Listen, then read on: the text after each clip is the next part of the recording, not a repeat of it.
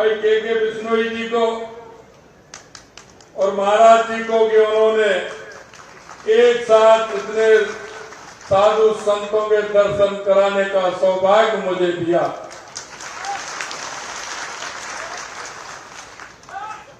इस कार्यक्रम में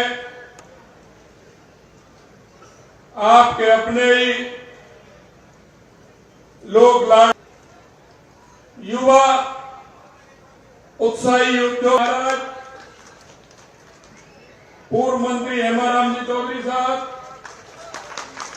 दिलीप सिंह जी मोड़ासा साहब, राणा कुलदीप सिंह जी, पार्टी के हमारे जिला अध्यक्ष बाबू सिंह राजगिरी जी साहब, मंच पर विराजमान सभी अतिथिगण और इस कार्यक्रम में आए सभी इस क्षेत्र से आने वाले मेरे पूजा योग बुजुर्गों, नौजवान दोस्तों और इतनी बड़ी संख्या में आई मेरी माता और बहनों, सभी के चरणों में प्रणाम करता हूं, नमन करता हूं, वंदन करता हूं। मित्रों,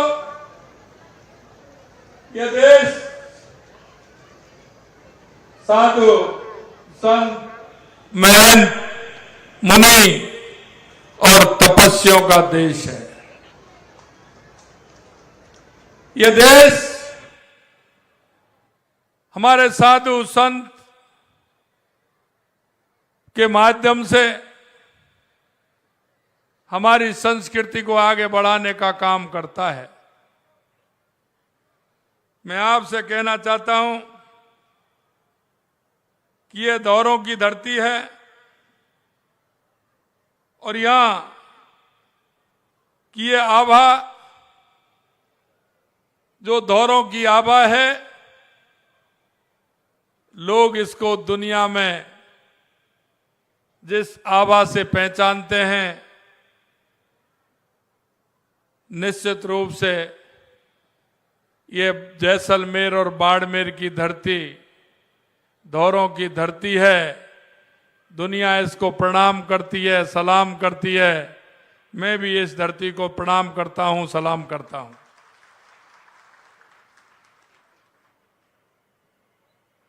आप लोगों के सहयोग से श्री आलम जी के इस विशाल मंदिर प्रांगण का जीर्णोद्धार हुआ है।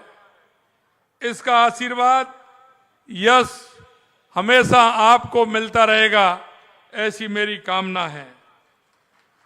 इस विशाल मंदिर के प्राण प्रतिष्ठा समारोह में मुझे आमंत्रित कर आपके सानिध्य का अवसर दिया, इसके लिए मैं सदैव आभारी रहूंगा।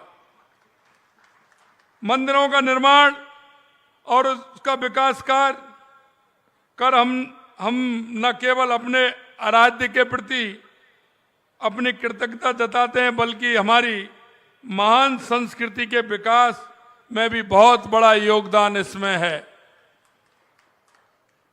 पशुपालन और खेती इस क्षेत्र की रीढ़ है और इन दोनों पर आलम जी महाराज की विशेष कृपा है।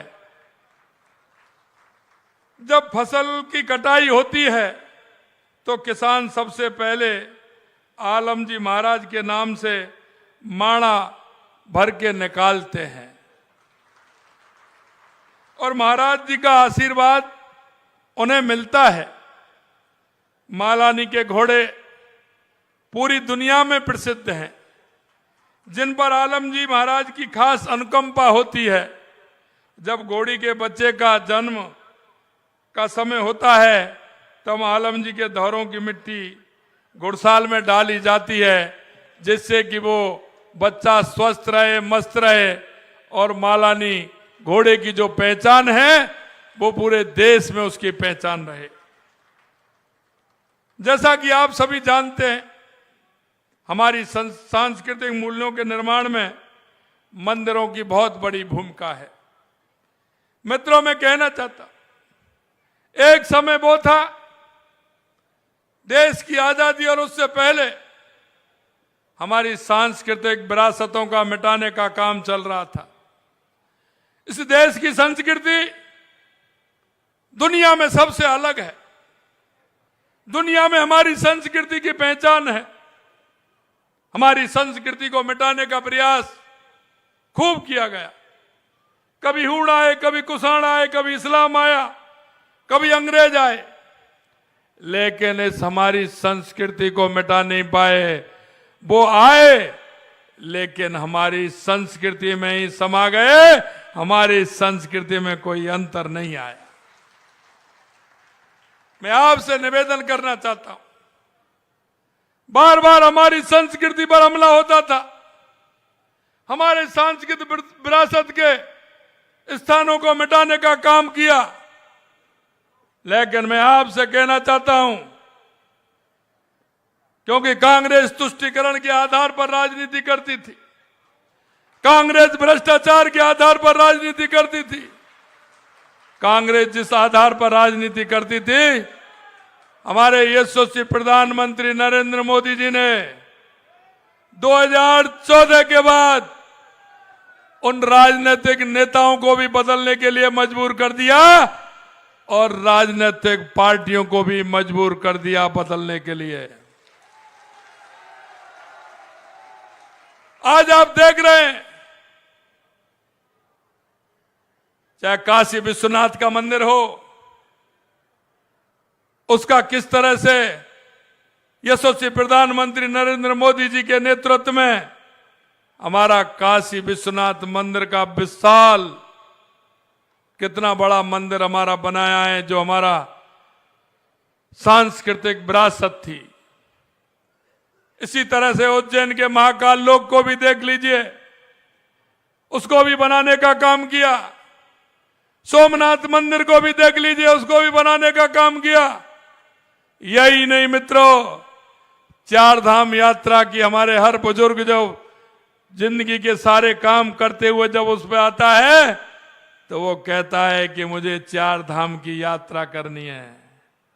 केदारनाथ हो, बद्रीनाथ हो, यमुनोत्री हो, गंगोत्री हो, कितना सरल रास्ता जिसमें लोग परेशान हो जाते थे, लेकिन ऐसा रास्ता बनाने का काम किया है जिस भी हमारे बुजुर्ग के मन में ये होती है कि मुझे चार धाम की यात्रा करनी है, बड़ी सुगमता से चार धाम की यात्रा करके आ सकता है। मित्रों, मैं कहना चाहता हूं, आपने देखा होगा जब भी हमारी कोई भी चुनाव पार्टी के अंदर आया है, चाहे केंद्र में हमारा लोकसभा का चुनाव हो या विधानसभा का चुनाव हो, हमने दो वायदे किए थे और वायदे थे हमारे, हमने हर घोषणा पत्र में, हमारे लोकसभा चुनाव के घोषणा पत्र में लिखा था कि पूर्ण बहुमत के साथ आएंगे, धारा 370 को हटाएंगे, पूर्ण बहुमत के साथ आएंगे, राम मंदिर का निर्माण करेंगे। विरोधी लोग कहते थे कि धारा 370 को नहीं हटा सकते, खून की नदियां बह जाएंगी। यह भारतीय जनता पार्टी का जुमला है, इस जुमले के आधार पर वोट मांगते हैं।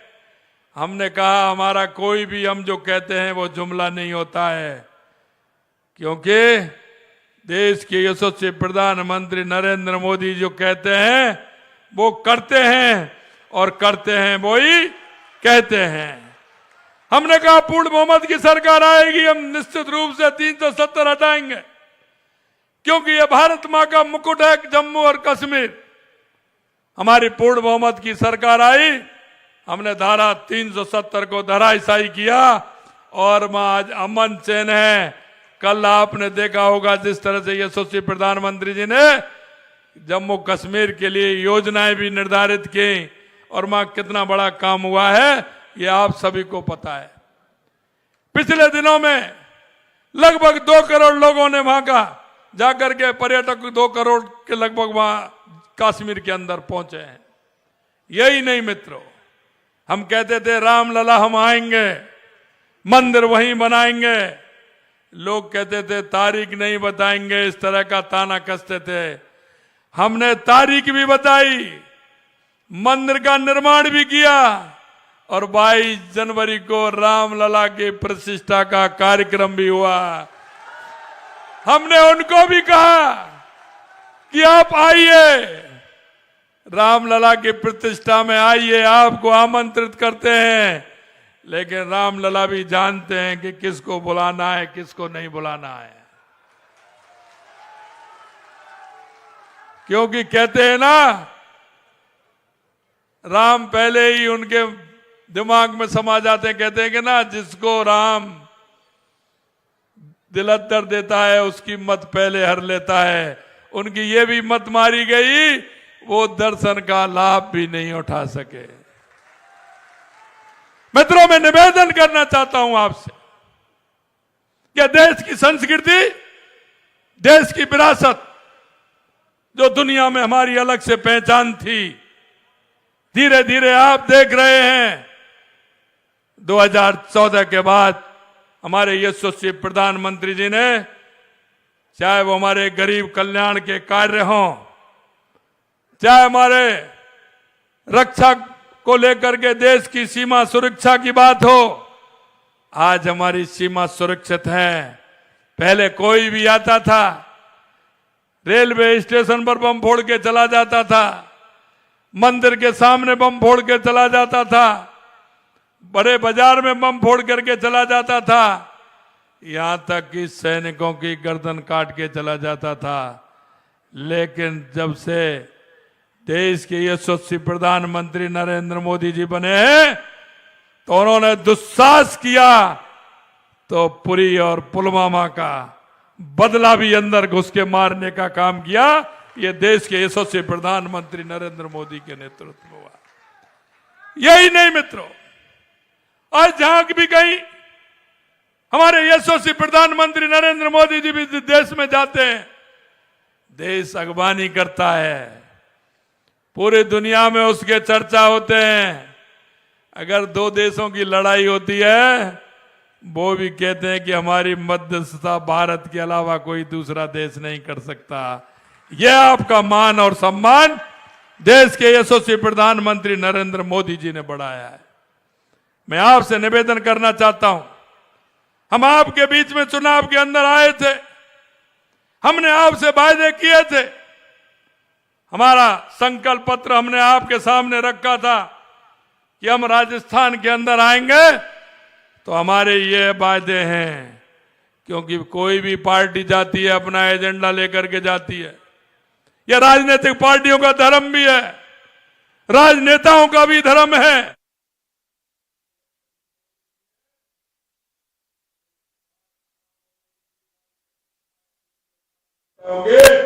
उस साख को भी बढ़ाने का काम देश के यशस्वी प्रधानमंत्री नरेंद्र मोदी जी ने किया है। मैं आपसे कहना चाहता हूं, आपने पूर्ण बहुमत दिया, राजस्थान में भारतीय जनता पार्टी की सरकार बनाई। हमारी सरकार जिन वादों को आपके बीच में लेकर के गई थी, हम वो लोग नहीं है कि आपसे वायदा करें और उन वायदाओं को लास्ट के 5 साल में भी 3 महीने पहले हम गारंटियों के साथ में उन वायदों को कहें कि हम वायदा पूरा कर रहे हैं। अरे भाई, जब आपकी गारंटी नहीं है तो आप गारंटी किसको देना चाहते हैं? वो गारंटी दे रहे थे जिनकी कंपनी खुद की गारंटी नहीं थी।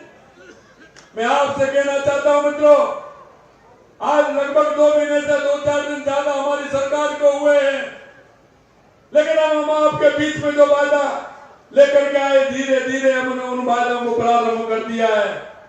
हमने कहा था कि राजस्थान का युवक इस नकल से बहुत परेशान था। 19 में से 17 पेपर आउट हुए थे।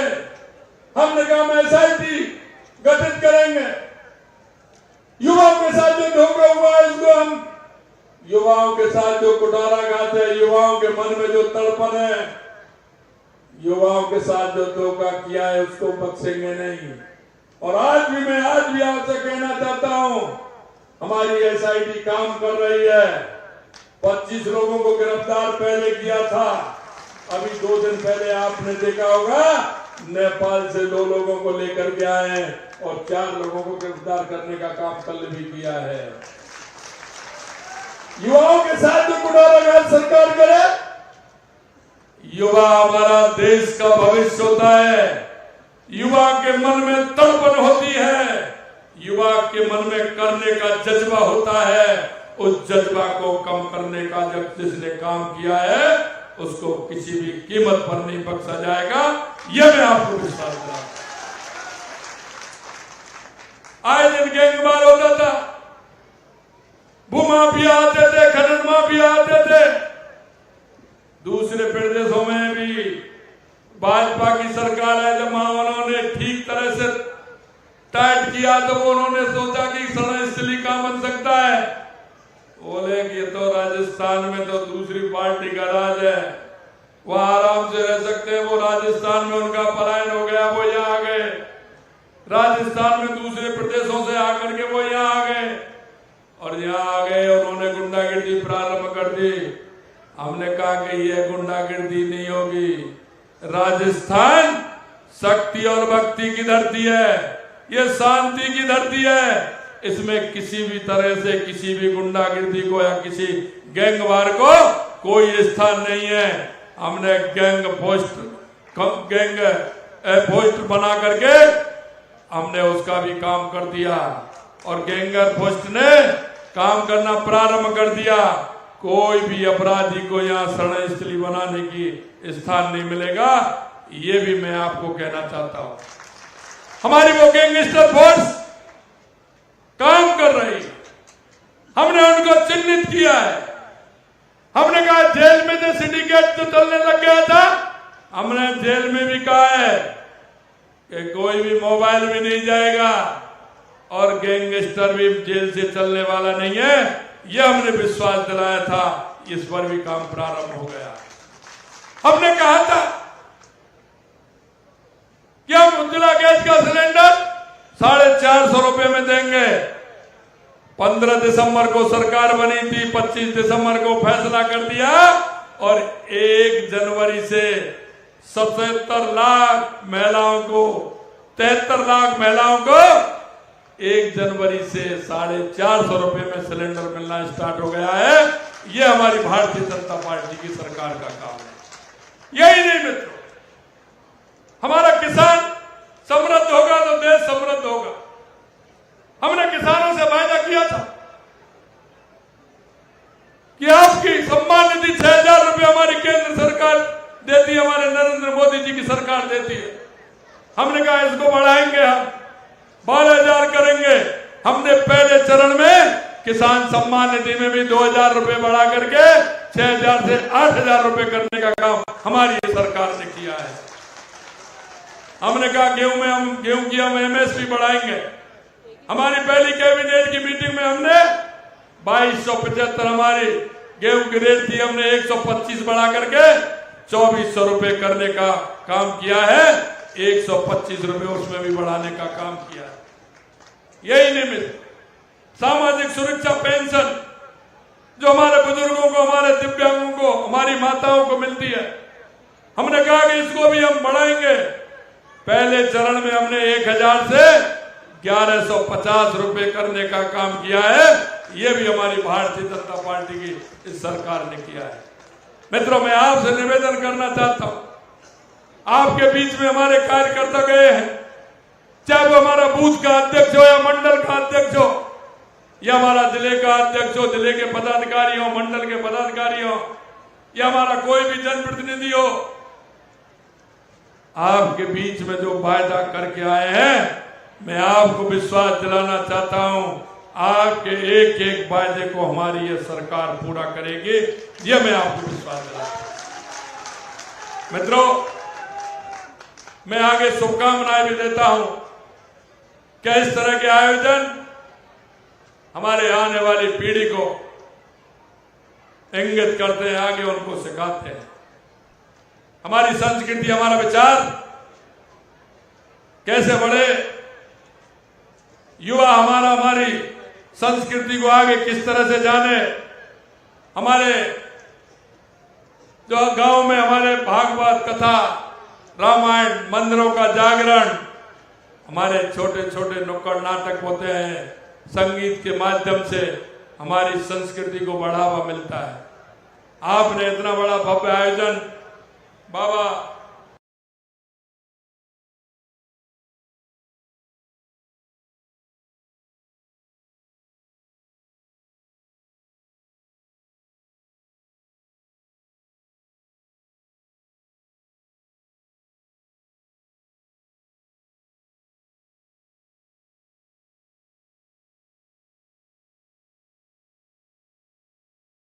हमारे मंदिर अच्छे रहे, दर्शन करने में सुविधा रहे, उसके लिए हमने राजस्थान के मंदिरों के लिए 300 करोड़ रुपए का हमारे बजट में प्रावधान किया है, जिससे हम मंदिरों को ठीक प्रकार से कर सकें। मित्रों, मैं इतना ही कहना चाहता हूं आप सभी से कि जो हमने वायदे किए हैं उन वायदों को निश्चित रूप से हम पूरा करेंगे।